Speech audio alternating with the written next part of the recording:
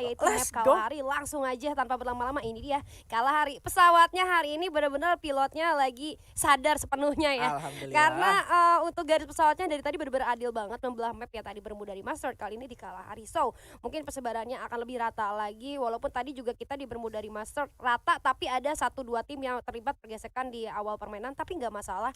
Ke mid game pun bisa gue bilang temponya nggak begitu cepat sih tadi beremu Iya. dari Mustard, nggak kayak hari kemarin loh. Agresif banget ya. Yap.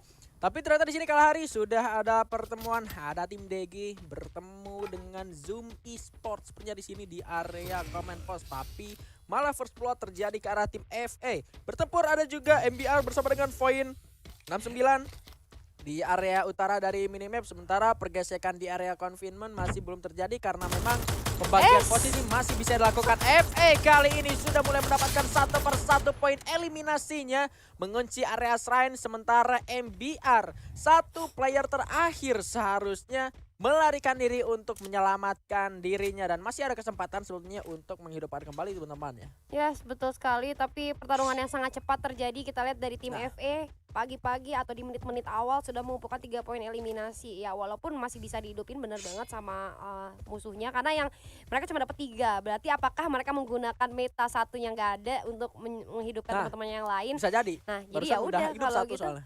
Jadi abis ini juga ya udah bakalan lengkap lagi. Tapi nggak apa-apa, itu ngasih kesempatan tim-tim untuk mendapatkan poin kill. Apalagi tim-tim yang kita tadi sempat bahas juga, Biga udah bilang kalau tim FA ini kemarin cuma dapat 3 poin aja. So Iya. mereka butuh banget poin kill ataupun placement poin. Entah mereka bermain secara objektif atau objektif sambil barbar ya, kita nggak tahu ya.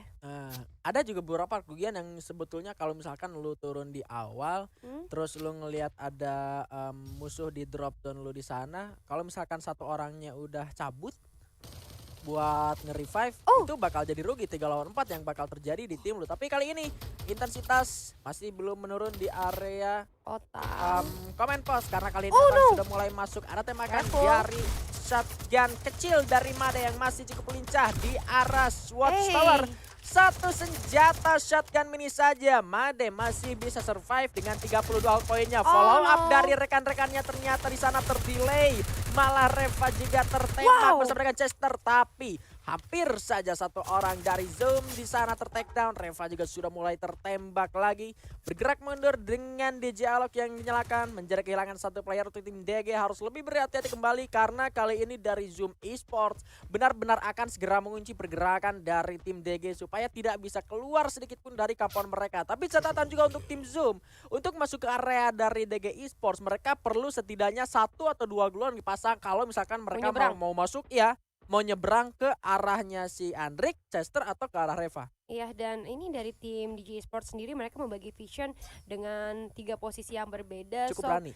Iya, bener cukup berani banget. Ini bakal sedikit sulit untuk backup satu sama lain, tapi ya niat mereka mungkin hanya untuk membuka vision agar lebih luas lagi. Tapi bener banget tadi yang udah Bigan bilang, kalau teman-teman dari Zoom Esports pengen coba untuk menatakan teman-teman dari tim DG Esports tidak semudah itu karena mereka harus nyebrang. Jadi persediaan gol itu penting banget untuk teman-teman dari Zoom Esports. Tadi ada kucing-kucingan antara Otang dengan Made ya, terlalu cepat. Nah, udah mulai dibuka, Aloknya sudah mulai diaktifkan juga. Tadi ada 1 gol yang di pop up, namun gua rasa dari AES kehilangan cukup banyak darahnya dan ini akan sedikit berbahaya. Helmnya sudah terkikis habis dari dalam rumah di belakang. Ternyata ada tembakan yang tidak diduga-duga. Unpredictable move dari teman-teman DG Esports. Dan kita lihat juga di sisi lain ternyata ada satu player yang berhasil diculik, tapi dari seorang putra. What a nice shot di sana, berhasil mendapatkan 1 player. Reva harus melarikan diri sejauh mungkin. Nggak bisa lagi untuk dilawan teman-teman dari Zoom Esports ternyata, Bigan. Ya, padahal tadi momentum hampir saja bisa didapetin sama tim DG karena tadi 1 orang dari Zoom yang udah ngebuka gluol, itu gluolnya udah bisa langsung dihancurin karena Chester tadi pakai Skyler. Hampir aja tadi yang rush dari Zoom 1 orang itu udah bisa retake, tapi ternyata memang pergerakan dari Zoom cukup cepat juga, follow up-nya juga cukup cepat ya dengan keunggulan player yang mereka miliki. Tapi di sini Bonafide sudah akan melakukan war bersama dengan Dragon Phoenix. Wow, ada satu lagi dan orang lagi yang berhasil ditumpangkan oleh Grana. Suzana langsung saja melakukan ending. Kembali coba dilemparkan ke depan. Beberapa gluol sudah terbuka, mengunci pergerakan dari Bonafide di arah dalam tenda pramuka di sini sudah masuk tapi dua orang dari Bonafide juga tumbang, menyisakan Blake tersisa kali ini dengan harusnya dia punya koin sih. Harusnya dia punya koin, tapi lagi dan lagi tim fight yang terjadi antara Bonafide dan juga Dragon Phoenix dibuka oleh granat dari seorang Susana lagi dan lagi. Kemarin Susana dengan granatnya beberapa kali mendapatkan poin eliminasi yang cukup baik sampai 5 poin kill itu semuanya dia pakai granat. Dan tadi tim fight yang dibuka oleh seorang Susana dengan granatnya yang langsung mendapatkan 1 poin eliminasi itu menjadi informasi yang cukup baik untuk teman-temannya yang akhirnya bisa meluluh latakan teman-teman dari Bonafide. Nah itu dia, dan Bonafide juga kalau boleh gue bilang dengan posisi 1-3 kayak gitu ya kelihatan tadi. Dragon Phoenix-nya 4 orang, terus si Bonafide-nya 3 orang, dikunci pergerakannya di situ. Kalau misalkan beda cerita kalau tadi Blake-nya ada, dia punya raw sniper, dia punya gitu ya kan. Terus dia juga udah pegang Bareta. Kalau misalkan dia berempat, dia punya backup firing dari Blake yang kita tahu Blake sang pembalap ini user sniper yang bukan main gitu loh. Dan mereka nggak punya itu di war tadi. Itu yang ngebuat kesulitan juga buat Bonafide karena mereka lebih pentingkan dulu, yuk kita survive dulu meskipun kita mati berkali-kali, yang penting kita masih bisa survive, hidup lagi gitu ya kan. Tapi kalau war ya udah gitu loh, kalau misalkan kita kalah ya kita udah kalah secara player karena kita bertiga. Ya kalau misalnya mereka mau mengandalkan hidup lagi ya harus menjalankan posisi 3-1 seperti yang tadi kita sempat ngobrolin. Kalau mereka mau stick together gitu, terus mereka pengen menjalankan sistem seperti itu hidup lagi itu nggak akan bisa, karena kemarin sempat kejadian juga ada satu player yang coba untuk kabur dan menghidupkan teman-temannya. Ketika 3 orangnya udah ditumbangkan, itu malah dia dikejar sama musuhnya. Jadi nggak bisa ngidupin. Nah, kalau pengen bergantung pada sistem revival point seperti itu, ya udah mau nggak mau ya satunya diasingkan gitu kan. Tapi itu juga jadi sedikit sulit kan. Tadi Bigan juga sempat bilang kalau kita menggunakan posisi 3-1 sama aja kayak kita sebenarnya udah kehilangan satu player kita. Iya. Cuma bedanya masih bisa diajak ngobrol. Iya, gitu masih ya kan? bisa voice game ya. Ya udah dah selalu gitu. Iya. Ada Rans Isco ternyata setelah tadi di game pertama mendapatkan MVP juga. Sementara kita melihat ada quadra-kill yang didapatkan oleh salah satu player dari tim FE Esports. Perlahan kebangkitan kali ini tempo didapatkan oleh tim FE juga. Nggak bener-bener seburuk hari pertama. Ini yang gua harapkan dari tim FE, belajar dari kesalahan lalu mulai adaptasi dengan tempo permainan, dengan turnamen, dengan format yang baru. Tapi aduh ya ampun, gue ngelihat tadi DG masih putih ya, sekarang ternyata udah jadi abu-abu di sebelah kanan. Sayangnya harus tumbang di posisi ke-12, mendapatkan kesulitan. Ini artinya terjadi penurunan performa. Untuk di day kedua untuk tim DG Esports, karena di day pertama sebetulnya DG Esports ini mereka salah satu tim yang konsisten selalu ada di 4 besar. Oke, selalu konsisten di hari pertamanya, namun hari kedua ternyata ada penurunan performa dari DG Esports. Oke, kita masih punya 4 map ke depan lagi. Setuju. Boleh belajar dari kesalahannya, tapi ngomong-ngomong tentang gamenya lagi, kita lihat ada beberapa tim yang memilih untuk melakukan rotasi yang cukup jauh. Contohnya dari teman-teman MBR di sana tadi jauh banget. Tapi kita beralih Dragon Phoenix kali ini udah ada granat yang dibuka tadi. Apakah Susana akan menculik lagi musim merupakan granat, tapi tidak, ternyata tembakan tatap muka tidak bisa dihindari. Ghoul yang cukup terlambat dan juga miss Ghoul menurut gua karena Ghoulnya ada di depan sana. Dan satu tembakan lagi masih dilentarkan oleh seorang Susana, bahkan langsung di end begitu saja satu musuhnya. Teman-teman dari tim First Rider kali ini cukup kesulitan menghadapi Dragon Phoenix. Di sisi lain, kita tim Point menghidupkan temannya satu persatu dan kita lihat last man standing kita D1. Ini apa yang akan dilakukan oleh seorang D1? Apakah D1 akan menghidupkan teman-temannya kembali? Seharusnya, tapi posisi D1 sendiri dia udah nggak punya glue wall satupun. Yang miss adalah sebetulnya First Rider ini mereka nggak main 1-3 gitu loh. Mereka sama-sama ada di area desab. Cuma yang tricky dari desab adalah ketika lu udah ada di bawah dari perahunya, lu bakal sulit lagi buat naik ke arah atas. Dan perangnya ternyata terjadi di area dalam dari perahu tersebut, kapal selam tersebut. Yang mana posisi dari Dewan sendiri memang ada di bawah, dan kalau misalkan dia maksain buat naik, dia malah jadi nyerahin nyawanya. Exactly. Jadi menurut gua ya itu adalah salah satu pilihan yang wise juga dia untuk melakukan rotasi lebih lanjut atau disengage dari musuh-musuhnya. Tapi kita lihat kali ini Alvin membuka suara tembakan, memberikan satu tembakan peringatan terhadap musuhnya. Nah, itu tadi JRC kalau gue nggak salah lihat ya, tadi yang dikasih satu tembakan peringatan. Namun ternyata teman-teman dari Bonafide nggak mau melakukan team fight. Mereka hanya ngasih tembakan peringatan aja, terus mereka juga lakukan rotasi dan bermain dengan sangat aman. Menurut gue lihat mereka memilih untuk melipir di pinggiran zona, menyisiri pinggiran zona ya bareng. Mereka tidak peduli dengan revival point system ya. Akhirnya mereka coba untuk melakukan permainan yang bersama-sama aja, empatan deh. Pokoknya kita nggak mau pisah-pisah.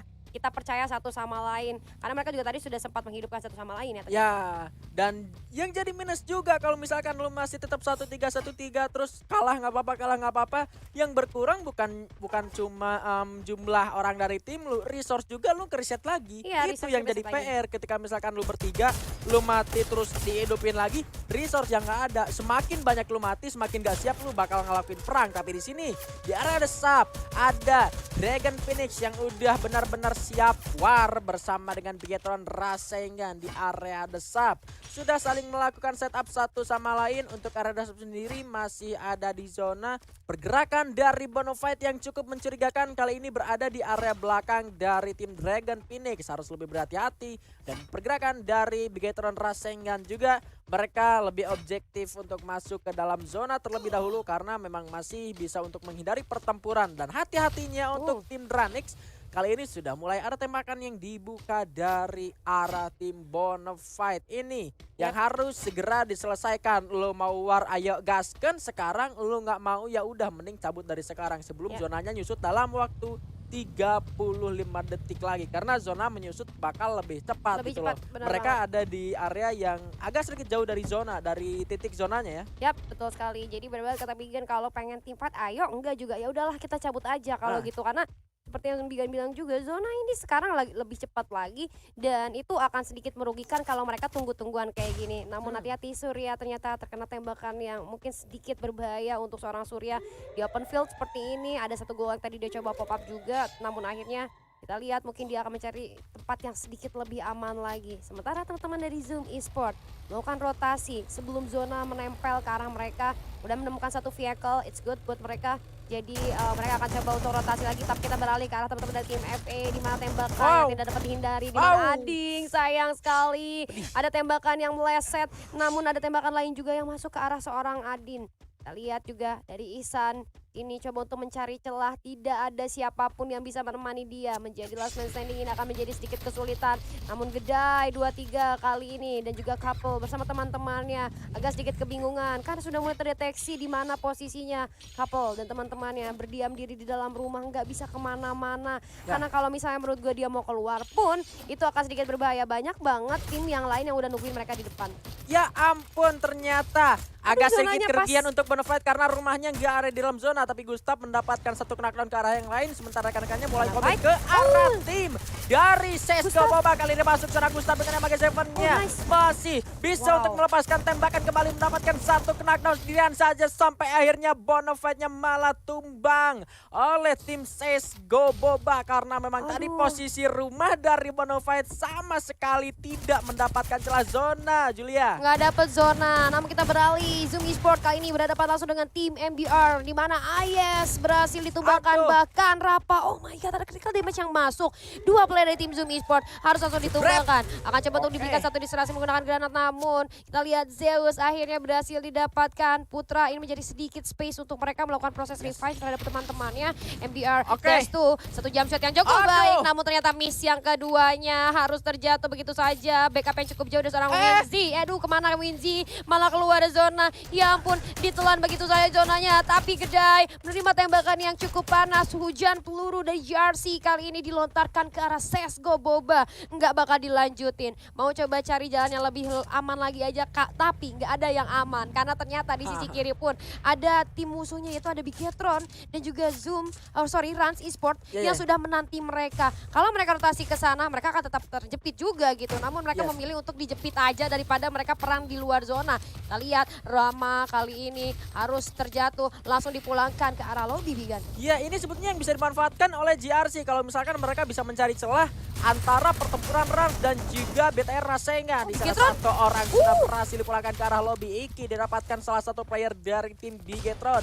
Tapi di arah atas juga sudah pergerakan dari Zoom yang sebetulnya memantau ke arah JRC juga. Dan wow my god, ini dia momentum dari JRC, berhasil mendapatkan satu squad atau dua orang tersisa dari Rans Esport. Satu orang Mario sayangnya di sana didapatkan oleh Gedai dari CSGO Boba. Sudah ada clue yang dinyalakan untuk mendeteksi posisi dari setiap orang yang masih hidup. Di late game kali ini arah Penta juga berhasil tumbangkan di arah atas. Ternyata Surya yang bukan Surya Dharma juga harus tumbang sayangnya.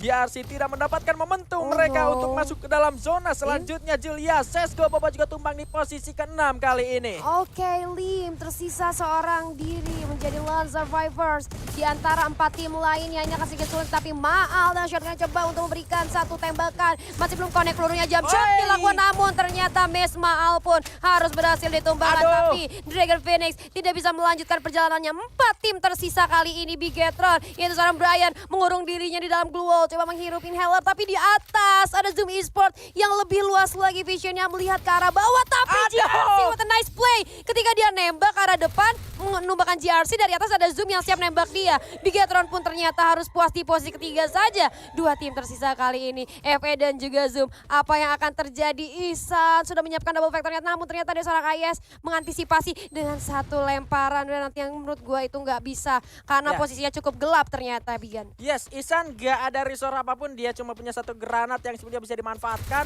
tapi dia pakai double vector dari atas, ternyata headshot diberikan oleh IS. Hampir saja buya untuk FE, tapi nice try. Dan Zoom